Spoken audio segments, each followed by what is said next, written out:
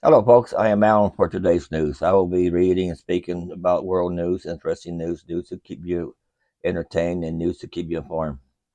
First thing I got for you right now is Purina issues voluntary recall on some dog food for all the dog lovers out there.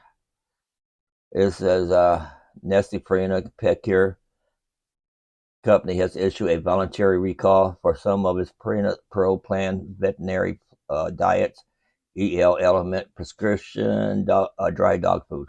According to a news release from the FDA, the food could have elevated levels of vitamin D, which can lead to health issues depending on length, the level and length of exposures. Vitamin D toxicity may include vomiting, loss of appetite, increased thirst, increased urination, and excessive drooling to renal dysfunction. The FDA said Purina has received 2 reports of dogs exhibiting signs of vitamin D toxicity so far. They said the dogs recovered when they stopped eating the food. The affected dry dog food was distributed throughout the United States by prescription only through veterinary clinics,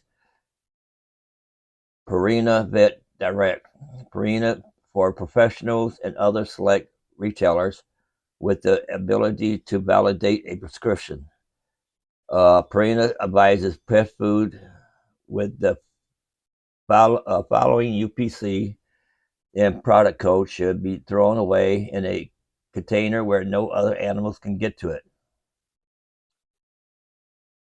And see, the product is a Purina Pro Plan Veterinary Diet EL Element, 8 pounds and 20-pound bags. And the UPC's codes are right here.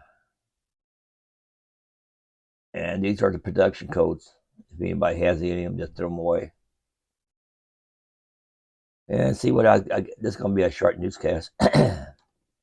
What I got for you next is U.S. House votes to condemn China over balloon surveillance.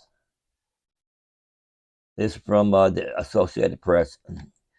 The House voted unanimously Thursday to condemn China's balloon surveillance program as a brazen violation of U.S. sovereignty, a rare and swift bipartisan rebuke of Beijing as question mount about the craft the U.S. says was part of a vast aerial spy program.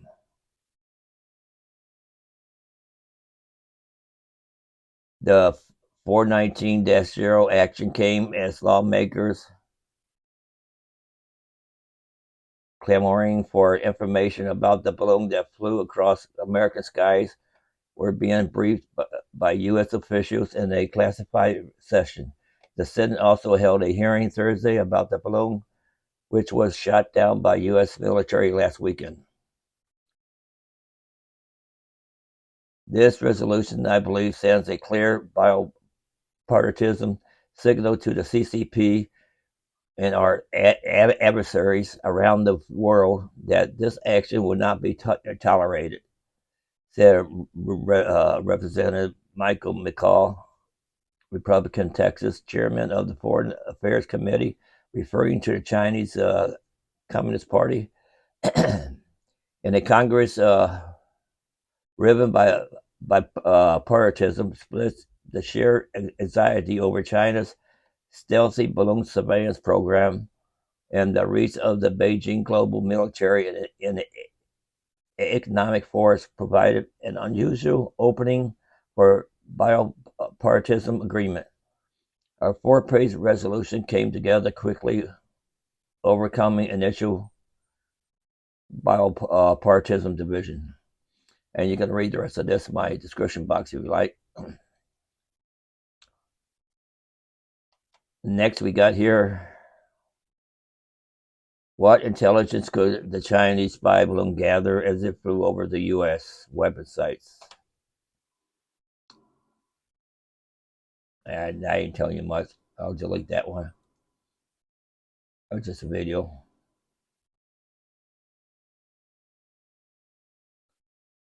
Let's see.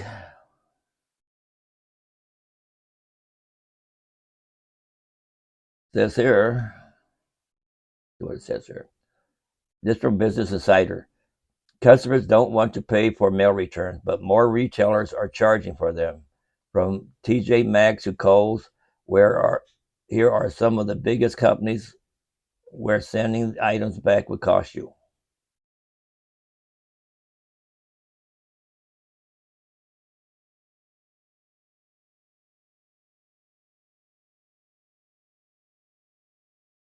Customers see. Customers don't want to pay for mail return. I already read that. Most retailers let customers return items for free, but some charge for returns by mail. Generally, the return fee is taken off the refund, and customers can return items in store for free. Urban Outfitters, TJ Maxx, Kohl's, Levi's, DSW, and Anthropology charge for some mail returns.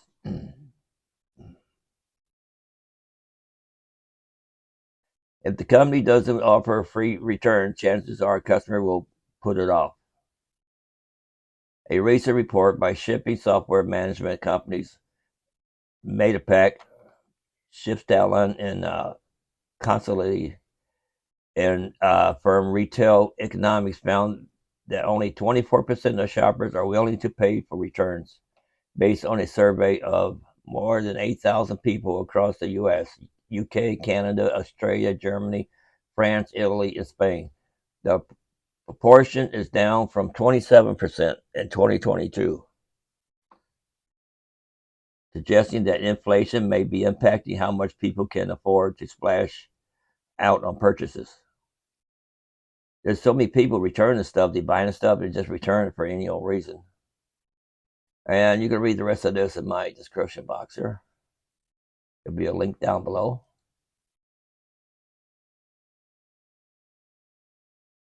Let's see what it says here. This is from Newsweek. Russia pulls troops from front lines after soldiers beaten by own allies.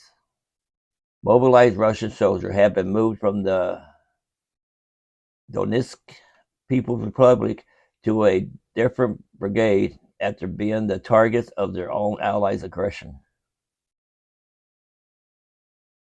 See, the governor of Tuva in southern Siberia wrote on Telegram that the Russian Ministry of Defense approved requests to transfer the mobilized troops from DPR to the 55th Brigade, which includes the majority of Tuva residents who were among the approximately 300,000 conscripted in September at the command of Putin.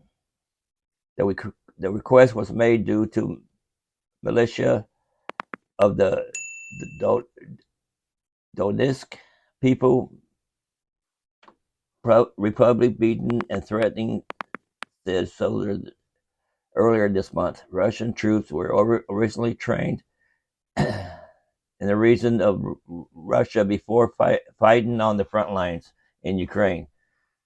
Conscripted troops through video share with. Anyway, you can read the rest of this in my description box. I'm just trying to go through this pretty fast here.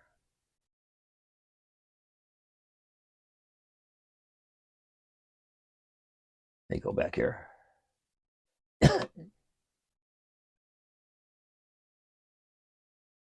North Korea's antique fighter jets are keeping the U.S. and South Korea on their toes. North Korea has a relative large air force, but its combat aircraft are all decades old, even with an aging fleet. It has been able to catch the attention of South Korea and the U.S. In the future, North Korea will likely develop drones that will allow it to menace its neighbors. North Korea's missile program had a record-setting year in 2022 by, I can't say that name, has been issued its aging air force and keep its neighbors on their toes as well. Let's see what else we got here.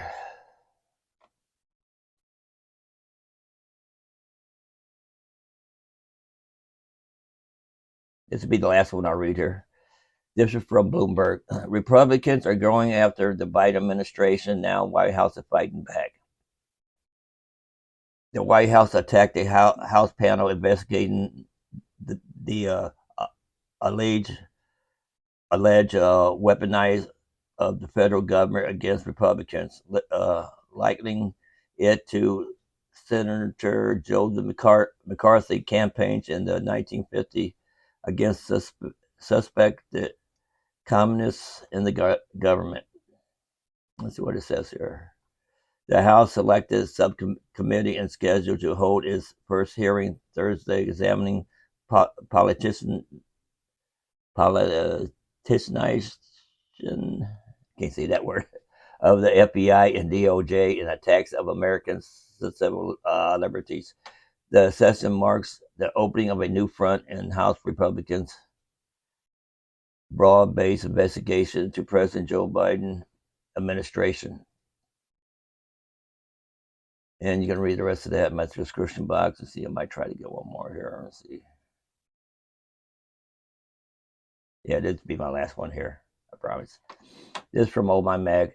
Russia sends stark warning to UK after latest move, says bloodshed will be on London conscience.